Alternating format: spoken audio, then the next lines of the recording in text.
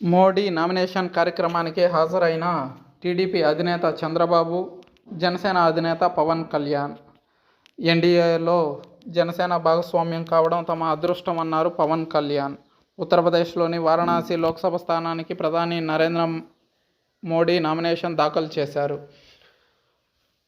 ఈ కార్యక్రమం అట్టహాసంగా అతిరథ మహారథులు, రాజకీయ ఉద్దండుల మధ్య సాగింది.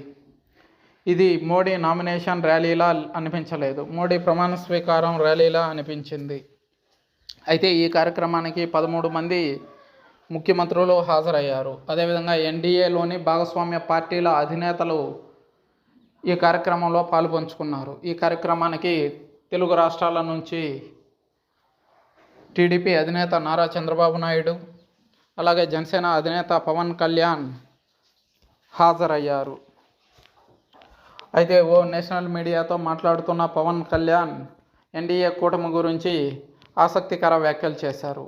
ఎన్డీఏ కూటమి తరపున ఆంధ్రప్రదేశ్ క్లీన్ స్వీప్ చేస్తామన్నారు పవన్ కళ్యాణ్. తాను వ్యక్తిగతంగా మోడీని ఆరాధిస్తానని అన్నారు జనసేనాని. అదేవిధంగా నరేంద్ర మోడీ గారికి తనంటే అమితమైన వాత్సల్యం, ప్రేమ అని చెప్పుకొచ్చారు.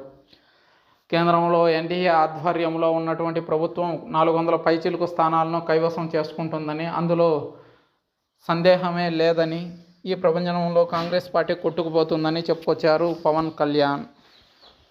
అదేవిధంగా తెలుగుదేశం పార్టీ అధినేత, మాజీ ముఖ్యమంత్రి నారా చంద్రబాబు నాయుడు మాట్లాడుతూ వికసిత్ భారత్ 2047కి ఆద్యుడు నరేంద్ర మోడీయేనని,